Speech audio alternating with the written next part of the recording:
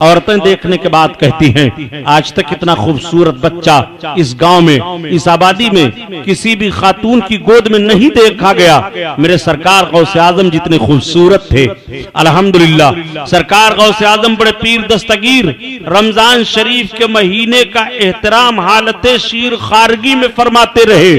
चुनांचे सवेरे सवेरे से लेकर के आप और गुरूब आफ्ताब तक अपनी माँ का दूध नहीं पीते थे।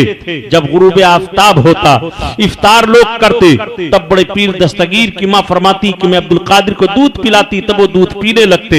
एक मर्तबा सरकार गौसे आजम बड़े पीर दस्तगीर का आलम मुलाहजा फरमाइए कि रूयत का मामला हुआ कि चांद हुआ कि नहीं हुआ, चांद हुआ कि नहीं हुआ, कोई फैसला नहीं हो पा रहा था। कुछ लोगों ने आपके माँ से मालूम किया तो आपकी माँ ने फरमाया कि शरई शहादत तो यहाँ भी नहीं है, लेकिन आज सवेरे से लेकर के अब तक मेरे बेटे अब्दुल कादिर ने दूध नहीं पिया है। थोड़ी देर के बाद शरई शहादत हासिल हो जाती है कि बड़े पीर दस्तगीर रज़ी अल्लाह ताला अन्हु जो दूध नहीं पी रहे थे, आज रमजान शरीफ का पहला दिन है। आला हजरत तजमुल बरकत के भाई उस्ताद ज़मन अल्लामा हसन रहमतुल्लाह ताला अलैह इसी को बयान फरमाते हैं कि रहे पाबंद अहकामे शरीयत इब्तिदाई से और न छूटा शीर खारी में भी रोजा गौसे आजम का। अल्लाह अल्लाह, सरकार बड़े पीर दस्तगीर अपनी माँ की गोद में हैं। सरकार बड़े पीर दस्तगीर जिस्मानी तौर पर भी बहुत बढ़ रहे थे। जैसे आपके जद्दे अमजद का मामला था कि मेरे सरकार वलादत शरीफ के बाद जितना बच्चा एक साल में जिस्मानी तौर पर बढ़ता है, मेरे आका महीना में बढ़ रहे थे। सरकार गौसे आजम बड़े पीर दस्तगीर भी जिस्मानी तौर पर बहुत बढ़ रहे थे। सरकार गौसे आजम को देखने के बाद सुकून मिल जाता, तसल्ली हासिल हो जाया करती।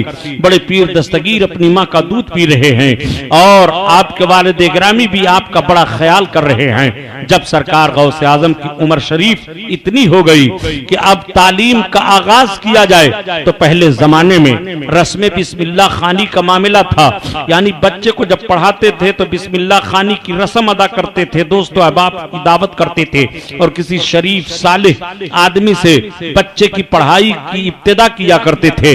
अब तो धीरे धीरे ये रस्म रवाज खत्म होता चला जा रहा है।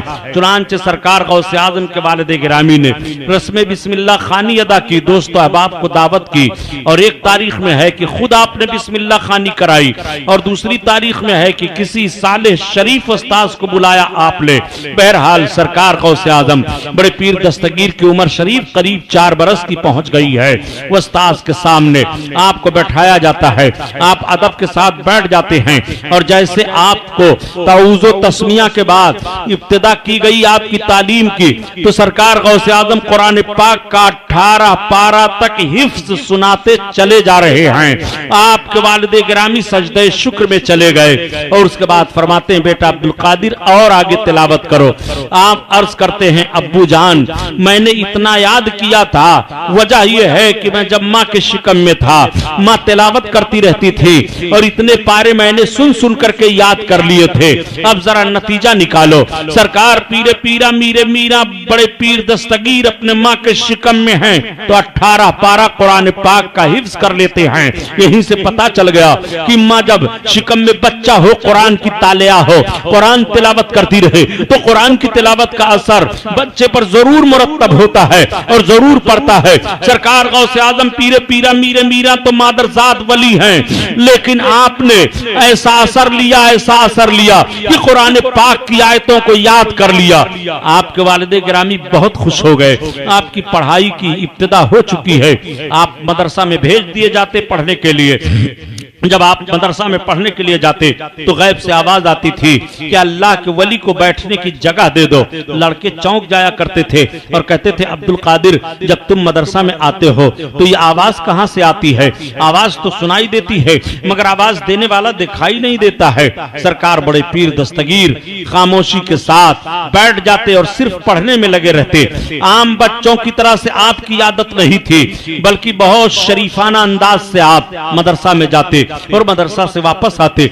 एक रोज मदरसा से वापस आए और मचलते हुए माँ की गोद में बैठ गए। माँ की गोद में जब कोई बच्चा मचलते हुए बैठता है तो उसका अंदाज अजीबोगरीब होता है। कभी माँ के रुखसार पर अपने हाथों को ले जाता है, कभी माँ के आंचल को खींचता है, कभी माँ की जुल्फों को पकड़ता है।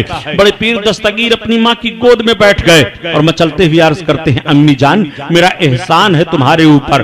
तब तक आपकी वालिदे मोहतरमा चौंक पड़ी। बेटा अब्दुल कादिर तुम्हारा एहसान मेरे ऊपर, अभी तो तुम मदरसे में पढ़ने जा रहे हो। अम्मी जान मेरा एहसान है तुम्हारे ऊपर।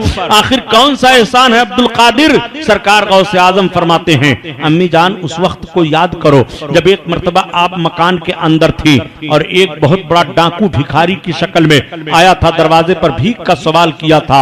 आपने उसको पर्दे के आड़ से भीख देना चाहा, वह आपके हाथों के कंगन को छीनना चाहता था और जैसे घर में घुसा कंगन को छीनने के लिए वालिदा आप मकान के कोने में भागी और आप कह रही थी, अल्लाह तेरी पनाह, अल्लाह तेरी पनाह। ए मेरी माँ, उस वक्त एक शेर जाहिर हुआ था और उस शेर ने उस डाकू को चीड़ फाड़ कर फेंक दिया था। अम्मी वो शेर मैं था, मेरा एहसान है तुम्हारे ऊपर। तब तक बड़े पीर की मां ने आपकी पेशानी को चूम लिया, निगाहों में आंसू तैर गए, सजदे शुक्र में गिर जाती है। मेरा बच्चा आम बच्चों की तरह से नहीं है। सरकार गौसे आजम पीरे पीरा मीरे मीरे का अमीरे मीरा का एहसान मुलाजा फरमाओ। वो सरकार गौसे आजम बड़े पीर दस्तगीर हैं। अल्लाह अकबर। सरकार गौसे आजम आते रहे जाते रहे। बताया जाता है कि जब आपकी उम्र शरीफ 9 बरस की हो गई तो वालिदे गिरामी का वसाल हो गया। अब आप अपनी माँ की खिदमत में रहते थे और जो माँ कहती थी वो काम किया करते थे। उम्र का हिस्सा गुजरता रहा, बढ़ता रहा। 18 साल के बड़े पीर दस्तगीर हो गए और जब 18 साल के हुए सरकार गौसे आजम तो अपने खेत में काम करने के लिए जानवर को लेकर के जा रहे थे। 9 जिलहिज्जा की तारीख थी। जैसे आप आगे बढ़े तब तक जानवर ने पीछे मुड़ करके देखा और देखने के बाद कहा, हे अब्दुल कादिर तुमको इसके लिए नहीं पैदा किया गया है। सरकार गौसे आजम चौंक पड़े कि ये जानवर तो ऐसे बोलता है जैसे इंसान बोल रहा है।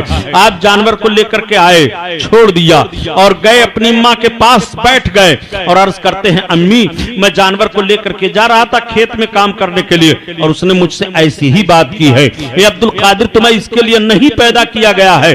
सरकार गौसे आजम फिर अपने मकान के छत पर गए तो वहां से अरफात का मैदान देख रहे हैं कि अरफात के मैदान में अल्लाह के बंदे अपने अपने गुनाहों की माफी मांग रहे हैं। तमाम हुज्जाज मौजूद हैं। बड़े पीर दस्तगीर मकान के छत से उतरने के बाद अपनी माँ से बयान करते हैं, अम्मी मैंने अरफात के मैदान को देखा, मुझसे जानवर इस तरह से बात कर रहा है, मुझे इजाजत दे दो तो मैं इल्मे दीन हासिल कर लूं, खिदमत दीन के लिए लम्हे फिक्रिया देता हूं। मुसलमानों, आज जो बगैर इल्मे दीन के औलायत का दावा कर दिया करते हैं और बहुत बड़े बाबा और दाबा बन जाया करते हैं, उनके लिए लम्हे फिक्रिया है। सरकार गौसे आजम जब पैदा हुए तो इस तौर पर आपकी औलादत बसादत हुई। बड़े पीर दस्तगीर ने बचपन में अपनी माँ की गोद में बैठ करके अपने एहसान को बताया। सरकार गौसे आजम बड़े पीर मदरसा में जा रहे हैं तो आवाज आ रही, अल्लाह के वली को बैठने के लिए जगह दे दो। सरकार गौसे आजम से जानवर ने इंसान की तरह बात की है।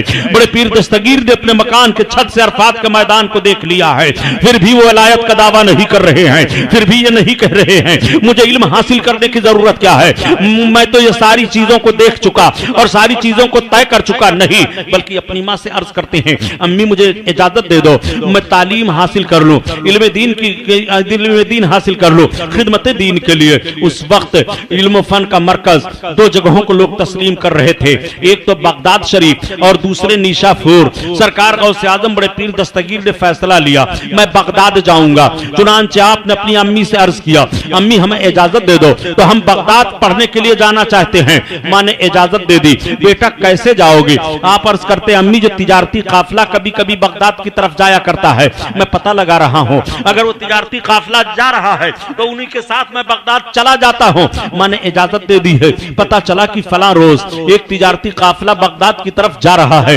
बड़े पीर दस्तगीर ने भी तैयारी कर ली और माँ से अर्ज करते हैं, अम्मी अब हमें इजाजत दो, वो काफिला तिजारती बगदाद की तरफ जा रहा है, मैं उसी के साथ निकल जाऊं। माँ की आंखों में आंसू आ गए, माँ की निगाहें छलक गई, प्यारो मोहब्बत किया और माँ ने आपके एबा को लिया और लेने के बाद आपने फरमाया, बेटा अब्दुल कादिर 80 दीनार तुम्हारे बाप के तरके से मुझे मिले थे, ये 40 दीनार तो तुम्हारा हिस्सा है और 40 तुम्हारे भाई अहमद का हिस्सा है। बेटा अब हमारी तुम्हारी मुलाकात क़यामत के मैदान में होगी। अब्दुल कादिर तुम अपनी माँ का चेहरा अब नहीं देखोगे। आंखों से आंसू चलक रहे हैं, पेशानी को चूम रही हैं और वो 40 दिरहम को आपके एबा में सिल दिया। फरमाया बेटा ले जाओ। आपने उस एबा को पहन लिया, सामान को दुरुस्त किया और जब तिजारती काफिला में शामिल होने के लिए चले, माँ के कदम का बोसा लिया और जब चलने लगे माँ का प्यार और मोहब्बत से चेहरा देखा। माँ ने अपने शहजादे के चेहरे को देखते हुए कहा, जाओ मेरे लाल, अल्लाह की अमान में जाओ, जाओ मेरे लाल, अल्लाह की अमान में जाओ। अब्दुल कादिर मेरी एक बात मानते जाओ, तुम कभी झूठ ना बोलना, मुझसे वादा करो। माँ ने वादा करा लिया, बड़े पीर दस्तगीर ने वादा कर लिया, माँ मैं झूठ नहीं बोलूंगा। अब गए और तिजारती काफिला में शामिल हो गए। तिजारती काफिला के लोग बहुत खुश हुए कि हमारे काफिला के साथ इस बार सरदार क्या नाम सादात किराम का एक बहुत ही खूबसूरत और बहुत बाबरकत बच्चा चल रहा है। चुनांचे रास्ते में लोग सरकार गौसे आजम की बड़ी कद्र व मंजिलत करते रहे। काफिला गुजरता रहा। वो तिजारती काफिला जब हमदान के जंगल में पहुंचा तो हमदान के जंगल में कोहिस्तानी इलाका से आगे बढ़ रहा था कि डाकू रहते थे। आपने उलमा से सुना है, किताबों में पढ़ा है, उन डाकुओं ने उस तिजारती काफिला पर हमला कर दिया और हमला करने के बाद उनके सामानों को छीन लिया, कुछ लोगों को मारा पीटा भी। सरकार बड़े पीर दस्तगीर के पास भी एक डाकू आया और उसने कहा बेटा तुम्हारे पास क्या है? आपने फरमाया मेरे पास 40 दीनार हैं। वो वापस चला गया। दूसरे ने पूछा, वो भी वापस चला गया। तीसरे ने पूछा, वो भी वापस चला गया। लोग बच्चा समझ करके वापस जाते रहे। जब सारे लोग इकट्ठा हुए और काफिले का लूटा हुआ सामान सब देखने लगे, किसी ने उसमें कह दिया वो देखो जो एक एबा पहने हुए बच्चा खड़ा है। उससे मैंने पूछा तो उसने कहा मेरे पास भी 40 दीनार हैं, लेकिन मैंने कुछ नहीं कहा। दूसरे ने कहा मैंने भी पूछा, यही जवाब मिला। तीसरे ने कहा मैंने भी पूछा, यही जवाब मिला। तो डाकुओं के सरदार ने कहा जरा उस बच्चे को बुलाओ। तो एक डाकू गया और उसने कहा मियां बेटे चलो तुमको हमारा सरदार बुला रहा है। बड़े पीर दस्तगीर चले आए और बड़े इत्मीनान के साथ खड़े हैं। उसने पूछा क्या है तुम्हारे पास? कहा मेरे पास 40 दीनार हैं। कहां रखे हो? मेरी एबा में मेरी मां ने सिल दिया है। लोग तो चोरों से और डकैतों से अपने दिरहमो दीनार को छुपाया करते हैं, अगर तुम इनकार कर देते तो तुम्हारे दीनार तो छुप जाते। बड़े पीर बड़ी ही संजीदगी के साथ फरमाते हैं कि मैं जब चलने लगा था तो मेरी मां ने वादा लिया था बेटा अब्दुल कादिर तुम कभी झूठ ना बोलना। तो जब पूछ रहे हो मेरे पास क्या है तो मैंने बता दिया 40 दीनार है। अब आप जरा नतीजा निकालिए। इतना सुनना था।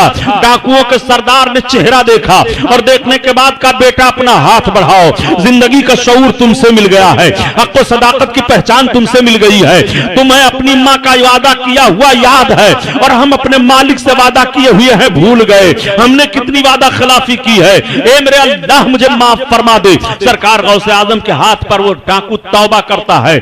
उसके बाद जब लोगों ने देखा कि मेरा सरदार तौबा कर लिया तो सारे के सारे लोग तौबा कर लेते हैं। तिजारती काफिला का लूटा हुआ माल वापस कर देते हैं और जिन लोगों का माल पहले से लूटा था ऐलान कर देते हैं कि सबके सब लेकर के जाओ। बड़े पीर दस्तगीर इरशाद फरमाते हैं कि सबसे पहली जमात जो अब्दुल कादिर के हाथ पर तौबा करती है वो चोरों की जमात है। चोरों ने चोरी से तौबा कर ली और सालेह इंसान बन गए। अल्लाह अकबर। यही वजह है कि बुजुर्गान दीन इरशाद फरमाते हैं कि अगर कोई ताजिर तिजारत के लिए जा रहा है और अपने तिजारत के सामान पर अपनी उंगली से ऐसे ही लिख दे ये माले तिजारत गौसे पाक का है तो वो हिलाक होने से और चोरी जाने से महफूज हो जाएगा। अगर कोई मकान बना रहा है और अपने मकान के दरवाजे पर उंगली से फजा में लिख दे ये मकान गौसे आजम का है तो उस मकान में कभी चोरी नहीं होगी। ये बुजुर्गों ने तजर्बा फरमाया है और अपने तजर्बे की रोशनी में इसको जाहिर किया है। बड़े पीर दस्तगीर फरमाते हैं ये चोरों की पहली जमात है जो मेरे हाथ पर चोरों से चोरी से तौबा करती है और सालेह बन गए सबके सब। अल्लाह अकबर। अब सरकार गौसे आजम की कदर और बढ़ गई पूरे काफिला में। लोग कहते हैं वाकई सादात के कदम में बरकत होती है, शहजादे रसूल के कदम में बड़ी बरकत है। मंजिल मंजिल पर आपकी खातिर और तवाज़ो कर रहे हैं।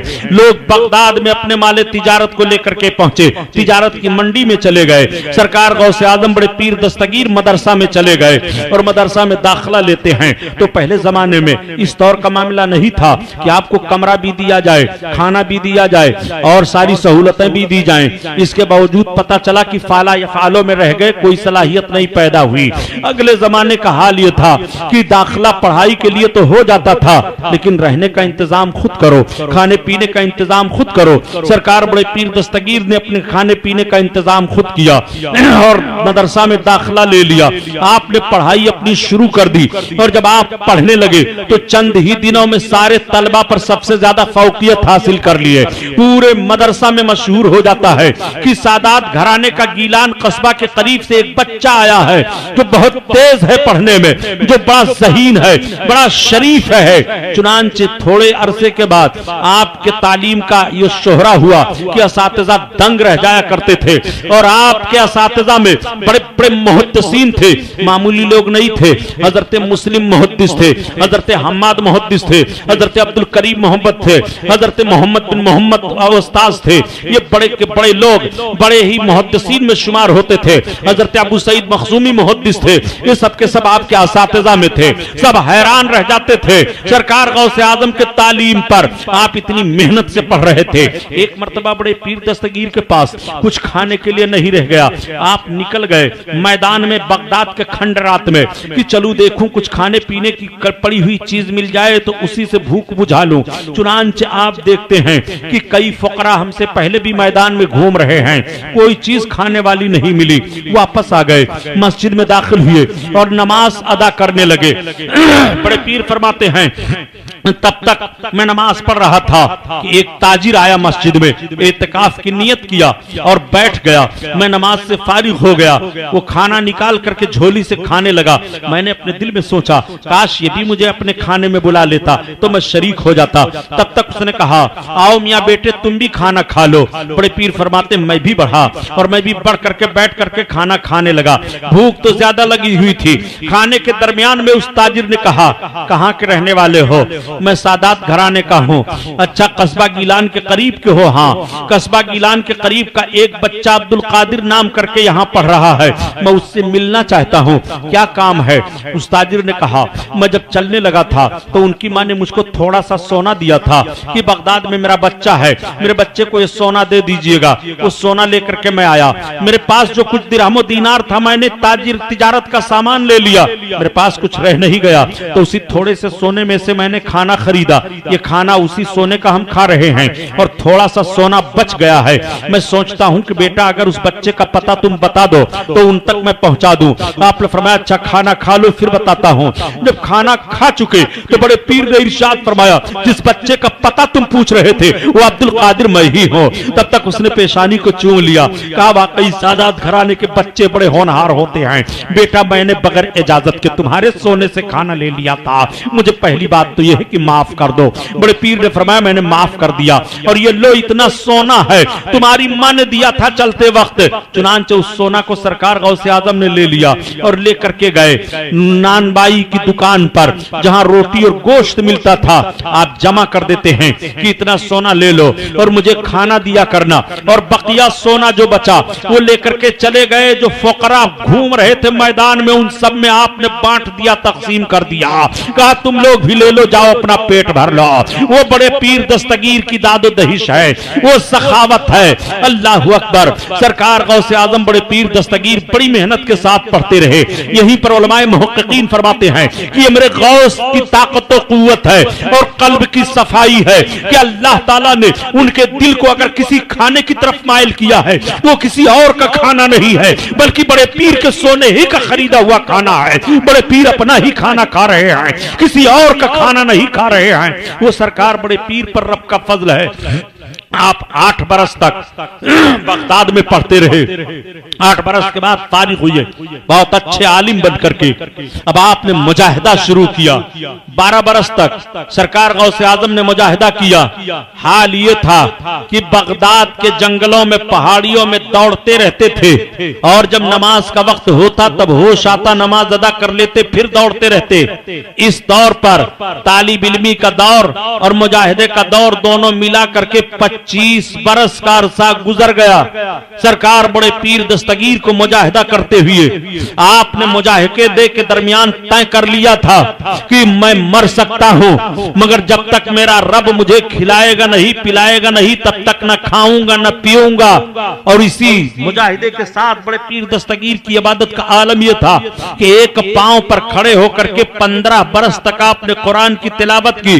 जब कुरान की तिलावत करते तो एक पांव पर खड़े हो जाते और तिलावत करते रहते। इस दौर पर आपने मुजाहिदा किया। बड़े पीर दस्तगीर की इबादत और रियाजत का आलम यह था प्यारे कि 40 बरस तक ईशा के वुजू से फज्र की नमाज अदा फरमाई, यानी ईशा के लिए वुजू फरमाते और नमाज रात भर पढ़ते रहते थे। उसी वुजू के साथ फज्र की नमाज अदा फरमाया करते थे। यह इबादत और रियाजत का आलम था। अपने जिस्म पर इस तरह से मशक्कतों इबादत और रियाजत का मामला तारी कर लिया था बड़े पीर दस्तगीर ने। ये एक मर्तबा गशी तारी है। आपने सोच लिया था मैं खाऊंगा नहीं जब तक मेरा रब नहीं खिलाए पिलाएगा। तब तक हजरत खिज़र आए और आपने फरमाया अब्दुल कादिर खा लो, अब्दुल कादिर खा लो, ये लो दूध का पियाला है, अब्दुल कादिर पी लो, मैं खिज़र हूं, तुम्हारे रब के हुक्म से आया हूं। तब आपने दूध का पियाला पिया। आला हजरत अजीमुल बरकत इसी को बयान फरमाते हैं कि कसम दे दे के खिलाता है पिलाता है तुम्हें, कसम दे दे के खिलाता है पिलाता है तुम्हें, प्यारा अल्लाह तेरा चाहने वाला तेरा, चाहने वाला तेरा। फिर सरकार गौसे आजम बगदाद की आबादी में दाखिल हुए। तब तक आपके वस्ताद हजरत अबू सईद मखजूमी मिल गए। जैसे ही निगाह पड़ी आपने फरमाया बेटा अब्दुल कादिर आ जाओ, कब से हमारी निगाहें तुम्हें तलाश कर रही थी, मेरे लाल कहां चले गए थे। सीने से सीना मिलाया और लेकर के अपनी खानकाह में पहुंचे। सरकार बड़े पीर दस्तगीर रदी अल्लाह ताला अन्हो को आपने अपने वहां मुदर्रिस रख लिया और थोड़े अरसे के बाद आपने वो दरसो तदरीस का काम शुरू किया कि पूरे बगदाद में बगदाद के मुफ्ती आजम तस्लीम कर लिए गए। आपने इस तरह से फतावा देना शुरू किया कि लोग हैरान रह जाते थे और कुछ दिन के बाद आपको मुफ्ती आजम इराक कहा जाने लगा। पूरे बगदाद के उलमा मुतहय्यर थे। जब सरकार गौसे आजम बगदाद में तालीम हासिल करने के लिए गए तो 50,000 से जायद उलमा और मुहद्दिसीन मौजूद थे बगदाद में। उस वक्त बगदाद की आबादी 15 लाख की थी। आज अंदाजा लगाओ बगदाद क्या है और बड़े पीर दस्तगीर के दौर में बगदाद क्या था। इतनी बड़ी आबादी थी बगदाद की, जबकि इस दौर की तमाम चीजें मैसर नहीं थी, इस तरह का इंतजाम नहीं था। सरकार गौसे आजम बड़े पीर दस्तगीर की शोहरत इस दौर पर हुई। बड़े पीर के इल्म को देख करके लोग हैरान रह जाया करते और कहा करते थे कि इतना बड़ा मुहद्दिस, इतना बड़ा आलिम हम लोगों ने नहीं देखा। आप सारे लोगों पर छा गए। आप खुद फरमाते हैं कि एक रोज में लेटा हुआ था, मैंने देखा ख्वाब में मेरे आका सल्लल्लाहु अलैहि वसल्लम तशरीफ लाए। इरशाद फरमाते हैं बेटा अब्दुल कादिर तुम वाज क्यों नहीं कहते हो, तकरीर क्यों नहीं करते। मैंने अर्ज किया कि मेरे आका मैं कैसे तकरीर कहूं, बगदाद में बड़े बड़े फसहा और बुलगा हैं, बड़े बड़े अदीब हैं, बड़े बड़े साहिब जबान हैं। तो आका करीम सल्लल्लाहु अलैहि वसल्लम ने फरमाया मुंह खोलो। मैंने मुंह खोल दिया तो आका ने 7 मरतबा मेरे मुंह में अपने लुआबे पाक को डाल दिया, थूक शरीफ को। उसके बाद फिर सरकार हजरत अली तशरीफ लाए और फरमाया बेटा अब्दुल कादिर तुम वाज क्यों नहीं कहते। मैंने आपसे भी यही अर्ज किया जो सरकार से अर्ज किया था। आपने फरमाया मुंह खोलो। मैंने मुंह खोल दिया तो आपने 6 मरतबा मेरे मुंह में अपना लुआब शरीफ डाला, यानी 6 मरतबा अपना थूक डाला। अब आप अर्ज करते हैं कि हुजूर सरकार ने तो 7 मरतबा डाला था, आप 6 मरतबा डाल रहे हैं। तो हजरत अली फरमाते हैं बेटा ताकि अदद में सरकार की बराबरी ना होने पाए आप जरा गौर फरमाइए। मौलाए कायनात बाबुल इल्म है, अदब में अदद में बराबरी ना होने पाए। और आजकल के नजदी ज़हन फिक्र रखने वाले किस तौर पर कलमा पढ़ रहे हैं जो नबी करीम कौनैन सल्लल्लाहु अलैहि वसल्लम से बराबरी का दावा कर रहे हैं। और नादान ने किताब में लिख दिया कि बसा औकात उम्मती अमल में नबी से बढ़ सकता है, पागल उम्मती उम्मती होता है, नबी नबी होता है। इसीलिए 14वीं सदी के मुजद्दिद आज़म आला हजरत अज़ीमुल बरकत फरमाते हैं कि कलमा पढ़ने वाला देख ले तो अपने नबी की शान करीमी को देख ले कि खल्क से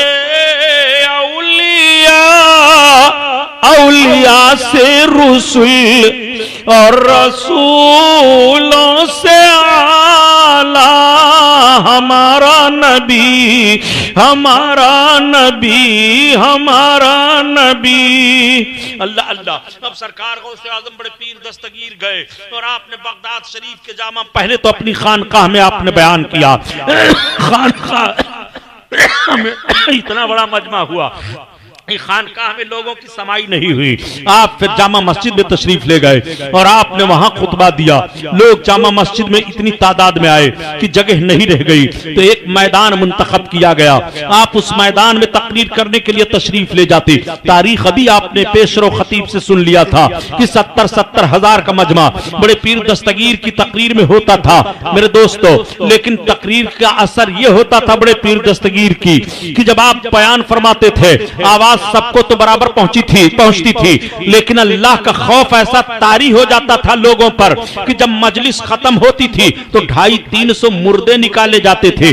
आज हम रात भर तकरीर करते रहे मगर एक बेनमाजी नमाजी नहीं बनता, एक शराब पीने वाला शराब से तौबा नहीं करता, माँ बाप का नाफरमान फर्माबरदारी का अहद नहीं करता है।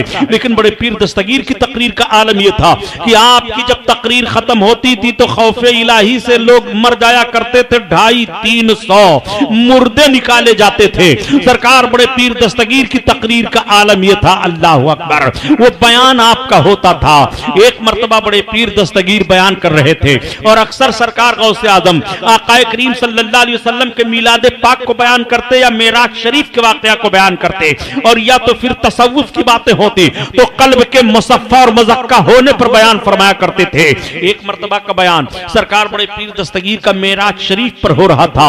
अल्लाह अकबर, मजमा बहुत बड़ा है। उस मजमा के करीब से एक यहूदी का गुजर हुआ। हयातुस सकलैन में इस बात को लिखा गया है। उस दौर से एक यहूदी का जैसे गुजर हुआ, उसने देखा बड़ा इज्तिमा है, मुसलमानों के बड़े पीर अब्दुल कादिर शेख जिलानी बयान कर रहे हैं। थोड़ी देर लाओ बयान सुन तो लूं ये क्या कहते हैं। वो खड़े होकर के सुनने लगा। सरकार बड़े पीर दस्तगीर बयान करते करते बयान कर रहे थे और आपकी मुकद्दस जबान से जुमला निकला कि लोगों रात का थोड़ा सा हिस्सा था, मेरे आका सल्लल्लाहु अलैहि वसल्लम इस दौर पर सैर करके वापस आ गए। यहूदी घूम गया और घूमने के बाद कहा यह बात तो अक्ल में नहीं आ रही है कि इतनी सी रात के हिस्से में जन्नतो दोज़ख भी कोई देख ले, सातों आसमानों के ऊपर पहुंच जाए, ला मका में पहुंच जाए और आए तो दरवाजे का हाल ये हो। ये सब तो वाहियात बातें हैं, ये समझ में नहीं आ रही हैं। वो चला गया और जा रहा था कि रास्ते में उसने एक मछली खरीद ली। मछली लिया और ले जाकर के अपने घर रखा। अपनी बीवी से कहा आज इसका सालन तैयार करो। बीवी उस वक्त सूत बना रही थी, धागा। उसने कहा ठीक है रख दो, मैं धागा तैयार कर लूं, उसके बाद फिर खाना बनाने में लग जाऊंगी। कहा बेगम ठीक है, तब तक लाओ मैं जाऊं गुस्ल कराऊं। वो नहाने के लिए दरिया पर चला गया और जैसे दरिया के किनारे अपने कपड़े को रखा, दरिया में दाखिल हुआ, उसने डुबकी लगाई और जब डुबकी लगा करके अपने सर को निकाला तो देखा ना वो दरिया है, ना वो किनारा है, ना वो मेरा कपड़ा है और ना वो मैं हूं। पहले मैं दरिया में दाखिल हुआ था, मर्द था, और अब दरिया में दाखिल होकर के जब अपना सर निकाल रहा हूं तो एक बेहतरीन खूबसूरत औरत की हयात कज़ाइया मेरी हो गई है। वो इसी शशोपंज में है कि तब तक एक घोड़सवार बादशाहजादा पहुंचा अपने घोड़े को पानी पिलाने के लिए। उसने देखा कि पानी के अंदर बहुत खूबसूरत औरत खड़ी है।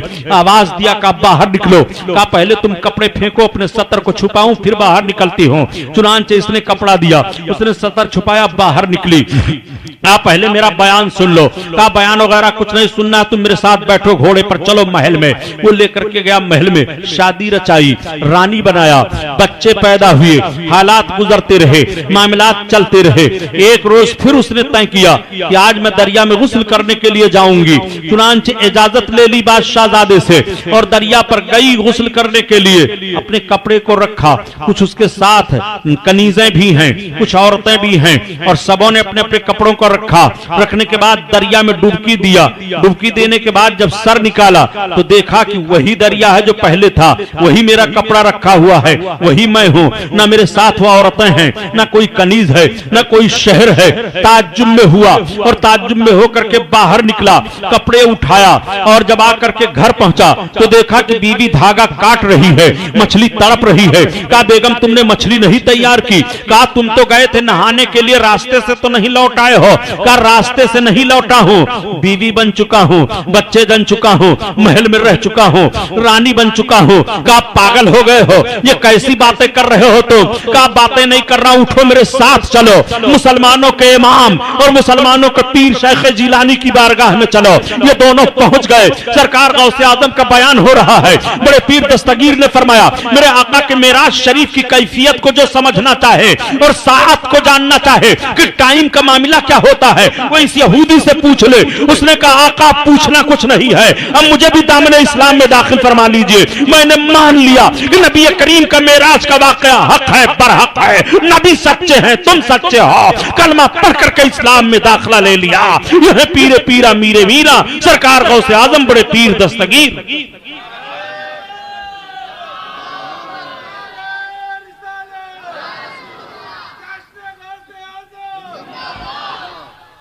सरकार गौसे आजम बड़े पीर दस्तगीर को महबूबियत का जोश आया। आपने फरमाया सुनो, ये सूरज जब तक मुझे सलाम नहीं करता तुलू नहीं होता, चांद जब तक कायम नहीं होता जब तक मुझे सलाम न कर ले, महीना लागू नहीं होता जब तक मुझे सलाम न कर ले, कोई खुश्क कोई तर चीज नहीं है जिस पर अब्दुल कादिर की हुकूमत न चल रही हो। बिलादुल्लाह मुल्की व तहता हुक्मी अनल जीली व इसमी मुहियुद्दीन व अलामी अला रासल जबाली, मेरा नाम मुहियुद्दीन है, मैं जीलान का रहने वाला हूं और मेरी बुलंदियों का झंडा पहाड़ों पर लहरा रहा है। सरकार गौसे आजम बड़े पीर दस्तगीर अपनी खानकाह में बैठे हुए हैं। एक रोज महबूबियत का जोश आया। आपने इरशाद फरमाया कदमी हाज़िही अला रक़बते कुल्ले वली इल्ला, ये मेरा कदम हर अल्लाह के वली की गर्दन पर है। इतना सुनना था जितने औलियाए किराम थे सबों के कानों तक ये आवाज पहुंच गई और सबों ने अपने सरों को झुका लिया। सरकार सुल्तानुल हिंद गरीब नवाज रदी अल्लाह तआला अन्हु के ताल्लुक से बताया जाता है, शेरुल औलिया में भी लिखा हुआ है